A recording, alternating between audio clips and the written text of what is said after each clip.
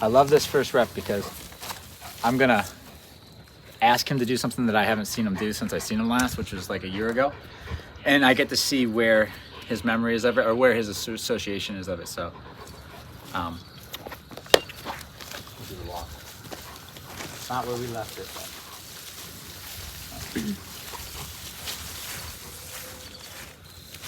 It's not terrible. No, he's out. You know, the position's off a little bit, but. And the more concerning part is that he's not 100% committed. So, okay, good boy. No, you're a good boy. So basically, what I like to see is after the beep is when the dog 100% commits to following whatever direction you're giving them. The beep's going to get a recall or a heel, but then from there, it's the mentality goes with it. That's where I'm seeing a little bit of a problem. Obviously, the position's off a little bit and stuff, but that's no big deal. But I'm also seeing, if you watch him, you're seeing he's looking over here and seeing what's over here. This is not commitment to me. This is also seeing what the options are out there. So I think for me, that's a big one, more than the sloppiness in the position, because he was out here and he needs to be back here, which is, what's that, like almost A foot. Probably. Yeah. No big deal. The mind though, when I say break, then he can explore more. But don't tell me his name. Chunk. I knew that one. Break. Yeah, Chunk. Good boy, bud. Just want to see where you are. He's a good boy. Yes, he's a nice boy. Solid, good boy. He sure is. He sure is. All right. Let me see. Okay. Just make sure this is here, and we're going to do some exercises to see if we can get that mind better. We'll go for some little adventure. Okay. Break. Yay. Start with him being free. Boy.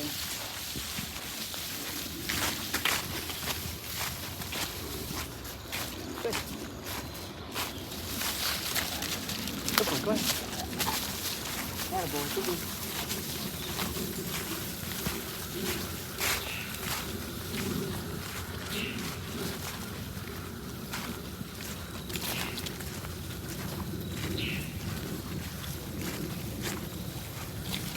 I mean, I'd be damned if I wasn't seeing runaway vibes.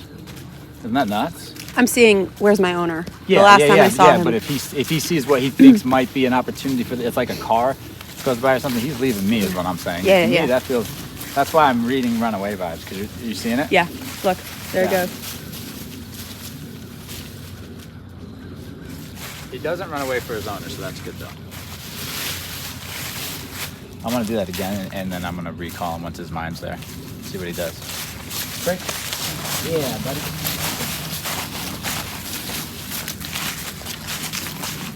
Break.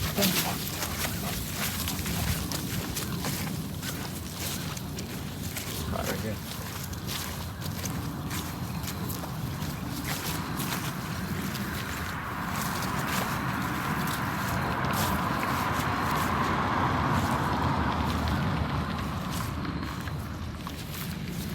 That's good. I beat. Good. Good. And now let's see where the mind is. Good. Nice. Nice boy, Chunk. Let's head this way, bud. Good. Oh, nice. Very nice. Oh, wow. See, just get a rep in here. That was nice. Stay.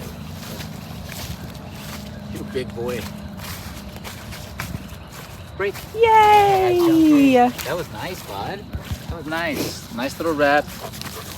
Good boy. Go on. Go ahead. Go ahead, Frank. You're good. You're good boy. Good. Nice work, honey.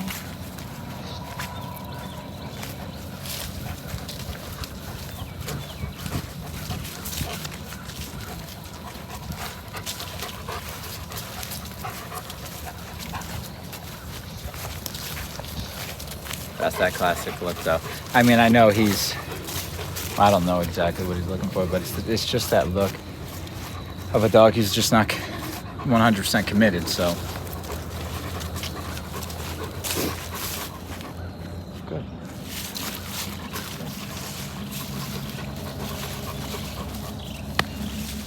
There's that beep.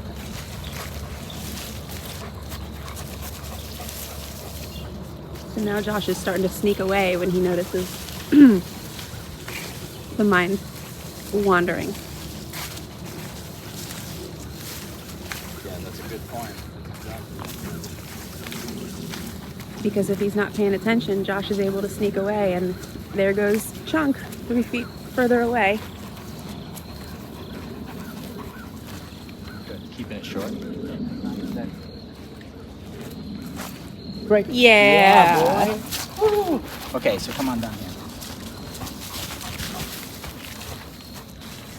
What's really cool about this exercise is we're going to do two things at once. We're going to get more attention from him, so we're going to get that focus that we want and that commitment, and we're going to get a cleaner heel position at the same time. And like Julie said, he already knows heel. We taught him a year ago, so it's not like we're starting from scratch. But the technique here is after the beep, when we're walking together, if he goes out of position, obviously I can use that as a chance to sneak away. But you can tell when your dog's not paying attention. They kind of look over here, they kind of get stuck on something over there. Maybe they take a couple steps in that direction. That's the opportunity to do the sneak away. So that's when I'll move myself further away from the dog, correct and recall. They turn around and they see there's a big gap. I'm like, oh, that's why I got corrected. So there's no question as to why. They close the gap, good, we keep walking. If it happens again, the dog gets out in front, starts to get focused on something, I'll sneak like this or flip around. Correct, recall, the dog will get the correction, turn around and see there's a gap. What will happen now is because this is important. The reason why this is working is because I'm not talking to him. The only way for him to know where I'm going, and there's no leash, so the only way for him to know where I'm going is to watch me. That's what he's gonna learn. So then what is he gonna start doing? Watching me. As I start to see him choose to watch me, that's where the praise comes in. So we're getting that state of mind to come with us with the position. Now, it's not good enough. I wish it was good enough to just have the position. We have to have the mind too. And this is one of those exercises that gets the mind. Because what it does is he's only getting corrected when he allows his mind to stray. Okay? And then he'll stop letting his mind stray. So he'll learn how to be in that work mode for duration in the heel. And it can go for hours. They can get to the point where it's not eating up the brain, the power that they needed when they're first learning it. Once they get it, it's almost like therapeutic. It's like doing the dishes, you know. It's like driving. You can kind of zone out and follow. Okay. Watch it at work, because you see in the beginning of the session, he's out here and he's on focus. Watch how just a few reps we're gonna get him where we need him to be. Good boy. That's my guy. You see it? There's the first correction. Good, and there's the affection, right? Good boy. Because after the correction, we get commitment for a second. So I'm saying good boy to that commitment. Good boy.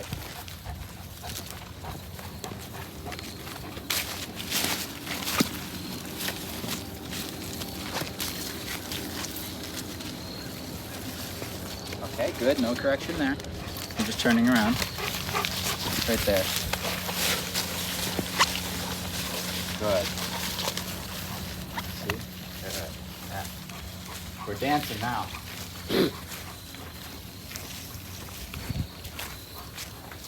Guy? Yeah, dude. Yeah, man. Yes. Good boy. Good boy. Nice adjustment. Nice adjustment. Good. Okay. Good. Wow. But how old is he now? Gotta be a 1.5 years. Very nice. Very beautiful. Stay. Good boy. Very beautiful. Good. Wow. Good. Break. Yay! Yeah, boy. That was amazing. That was amazing. Good job. We'll take a little intermission and let him have some free time. And then we'll get back to it. Break. Go on. Good boy. Go get it. What's out there? Go get it. Go get it. That a boy. Go get it. Good. Go on. It's important that on the break that I encourage him to, now is your chance to go potty. Now is your chance to sniff, so that he understands when he can do it, okay? Good. Nice. Break, go on. Oh, boy. Good. Oh, good baby. Nice work. Good boy. What a good boy.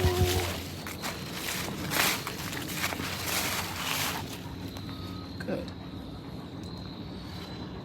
Also, while we're here with him, we were gonna let him out the door, and I had to switch out the long line to get a bigger size because this guy's bigger than the other dogs that are here. So that produced about probably like 3 minutes of him waiting at the door, not even in a sit, no command, just waiting to go. He knows we're going somewhere. He started whining. So to start working on that, an easy exercise to do is, yes, you can get the door. The doors are great. And what you do is you just add a little bit of time to make the dog have to wait. And the way that we do it though, this is the interesting thing, we're not telling him that we're waiting, okay? So I'll just kind of stand here. This isn't a door, but even if it was, you could do it the same way. He thinks we're about to go somewhere, then all of a sudden I'm just kind of standing here. Maybe I'm talking to Julie, maybe I'm looking at my phone, maybe I'm just not looking at him at all. A whining dog will then whine, right? Because like, what are we doing next? That whine is now your opportunity to turn around, shush them and correct them. And that's telling them, I don't want you to vocalize when you feel these emotions. So you feel those emotions, vocalize, correction, okay? We repeat this here and there throughout our journey together throughout the days.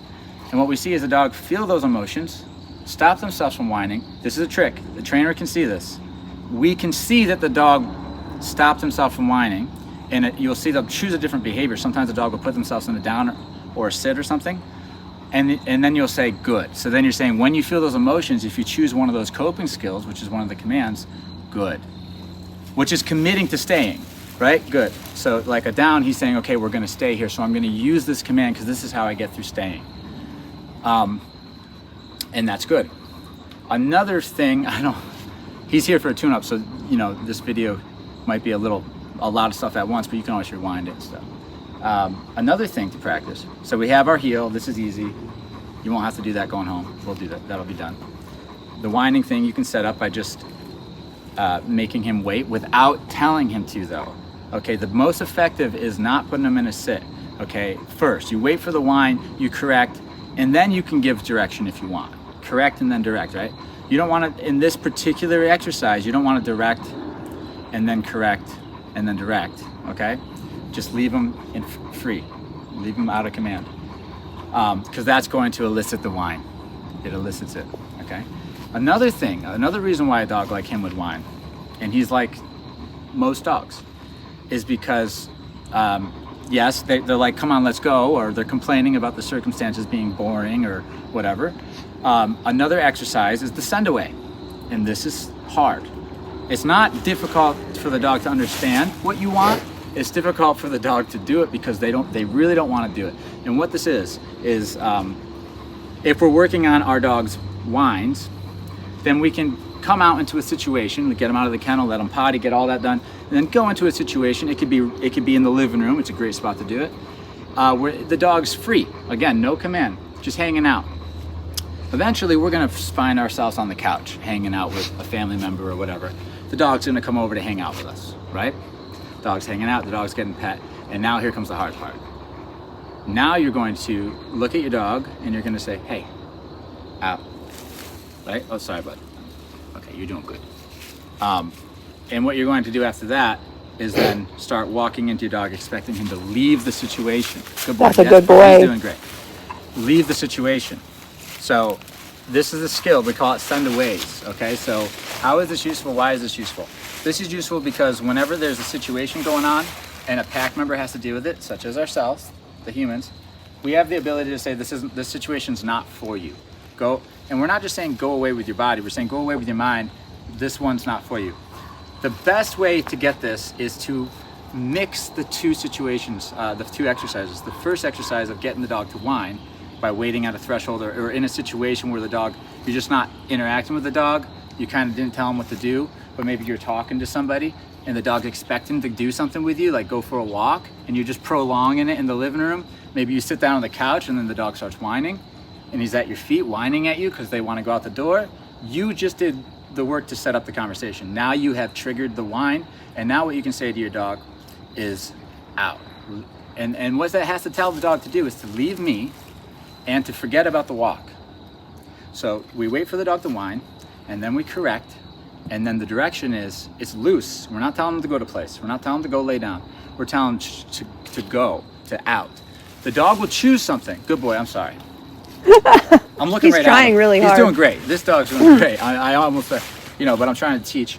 So if he chooses to go lay down in place, that's awesome. If he chooses to go lay down, that's awesome. If he walks across the room and just stands there and is just kind of waiting for more direction, that's because this is his first time and he doesn't know how to do this. And that might produce a whine from over there if you wait long enough. The tool that we're using here is time, right? So if I send him away and he goes 3 feet away, but he's just kind of standing at me, that's not good enough. Go, keep trying, go. The dog will eventually go further away, and usually they lay down or they lay on the place bed or something. Good, we mark it with a good. We deal with the situation that we set up. We're on the couch, maybe we're talking to somebody. Once the dogs calm down, we can release them and then go on our way to the next thing. But we purposely set up a situation where the dog's getting impatient and then vocalizing and then teaching them to go, to out. That's very useful. Now, once we have it, that skill, and we know it, we can get that with a dog, you do not need to practice this anymore. You just use it as needed, all right?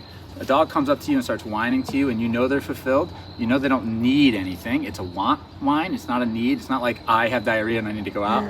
Or it's not like I'm starving and you forgot to feed me for 3 days.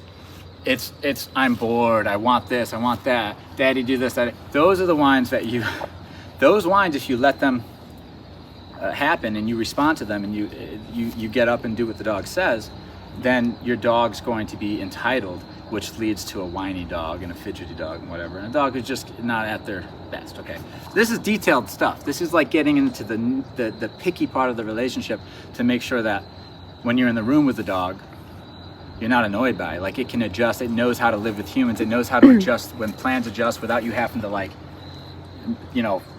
direct it to death, like, come, sit, this, that. The dog develops judgment by getting impatient, whining, getting corrected for the whine, and then sent away, or whatever exercise you're using. The dog learns to adjust on its own. The dogs will feel the emotions, and instead of whining, it'll relax. And now we have that coping skill going, and the dog is matured, okay?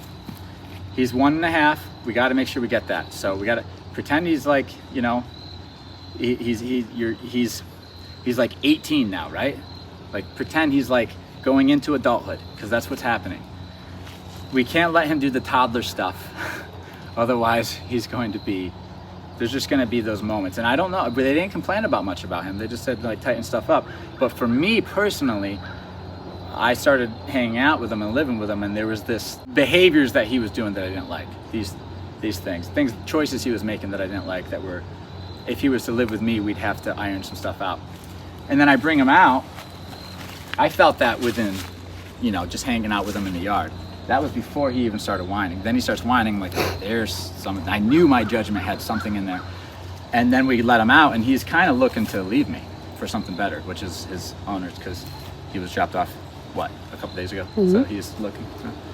Let me tell you this. Great dog, great genetics, especially for a shepherd. He's very stable.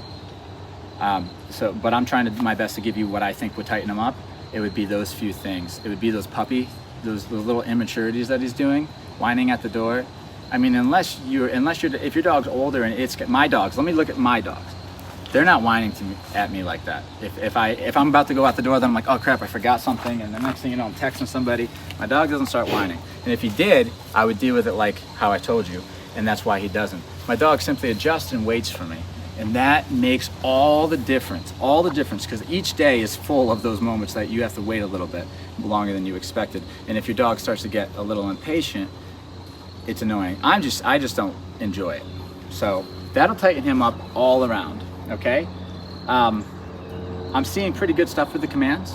The heel, obviously, they said that they weren't using it, so we didn't expect it to be there. It's not. It's there. He knows kind of, but he's out here. But I can fix that up, no problem.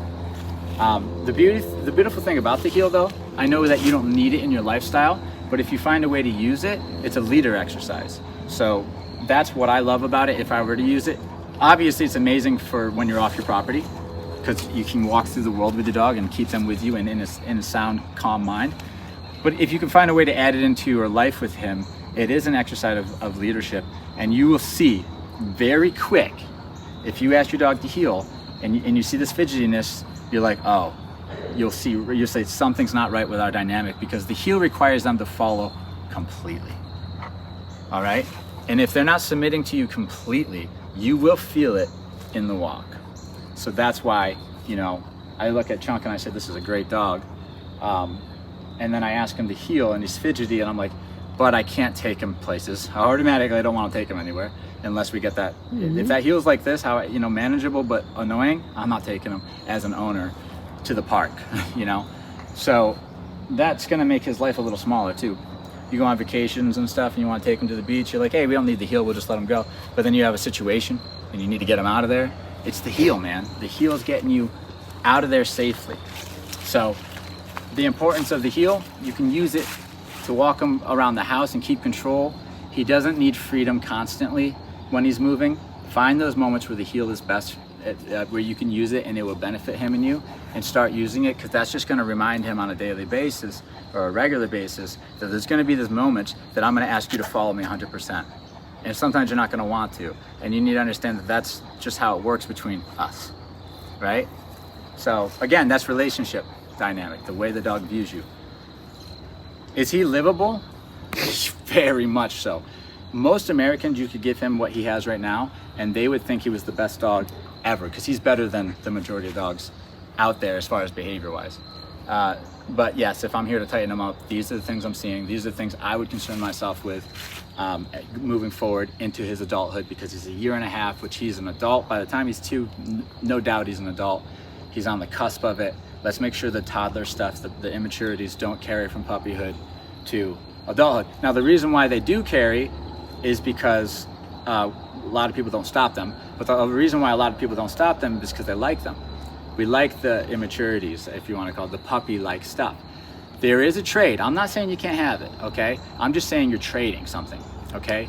Let's call that, those puppy behaviors, which I love too, and y'all know I do. Let's call those comforts, okay? That's a comfort for the dog and for me. And there's times, even with my dog who is fully mature, that he knows that I am allowing him to be a puppy. So I'm not saying they're gone completely. I'm just saying they're not there unless they're offered. And they're not offered often with me, but they're often, you know, it is here and there. Here's what I'm saying, that's a comfort. And you can have that comfort, but when you choose that comfort as a priority, you are now, you're gonna have to trade it for control, okay?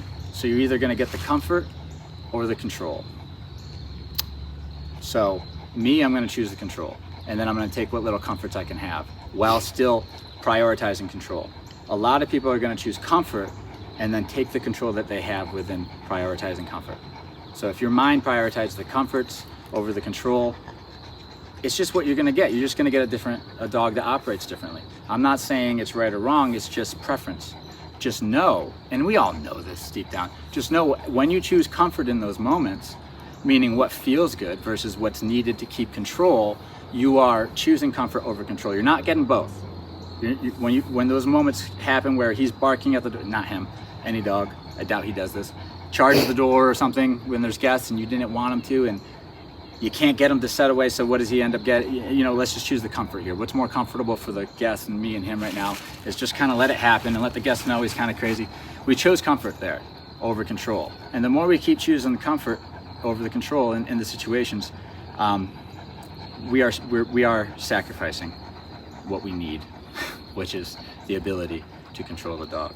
So everybody's gonna vary where they put their priority, but for me as a trainer, 100% in training, controls priority, okay? So I'm not looking to have these dogs fulfill my cup when I'm paid to work with them. Imagine if I was like the owners, regular dog owners, and what I wanted in our relationship as the trainer is for you to fill my cup because I already had a rough day at home or something, you know? I wouldn't be able to get the control that I need to get these dogs where they need to go. So I'd like people to actually see how awesome it is and how beneficial it is to prioritize control first over top of the comfort within our relationship. The warm blanket of you know, breaking all the rules and letting the dog get away with things and choosing that comfort in that moment over top of the control. makes all the difference. I think it applies to our boy Chunk, and I think it applies to every dog out there and every owner out there, the dynamic. When you find yourself in a situation and your instincts kick in and you know there's something you should do about it, it's not the time to choose the comfort, it's time to choose control. And that will lead to comfort. This is the beauty. If you choose control over and over again, what's gonna happen is one day your dog's gonna be so good and your relationship is so good, you can dip back into that comfort and you won't find that fallout. And there might be a point where you do find fallout and you're like, okay, I can give him this, we can take these much of these comforts, we can lay on the bed, we can break some rules in this way or that way, whatever you do. But as soon as I break this rule, I notice that's when I have fallout where the dog starts, I lose control. Then you'll be able to find, if you start with control and then go find some comforts, you'll see which comforts start to take down the control, and then you can either work on them or stay away from them, and then you understand your dog better. Okay, so, you know, prioritizing control is cool. It really is, because the reason it's cool to me is because eventually it leads to more comfort. Peace of mind, peace in the house. If you have control, for me, you can then start to break some of these rules and kind of get away with it. If you don't have control and you're breaking all the rules and choosing comfort, even though it might feel like life feels good and comfy, one day you're going to need that control. And I'm speaking from experience here. One day, and this is not for this owner in particular, this is a broad statement. One day you're going to need that control. And it's a situation that's real and it's out of your control, but you need control of that dog and you don't have it. And bad things can happen, you know. And what comes to mind is dogs getting into dog fights, dogs getting hit by cars and things like that. So it is responsible to prioritize control over comfort and be patient, because all that comfort's going to come back your way if you can get that leadership position and your dog is a follower. Okay, so rewind. When he's whining at the door, am I going to choose comfort or control? Right? Break. Yay, Come on, Chunk! Good boy!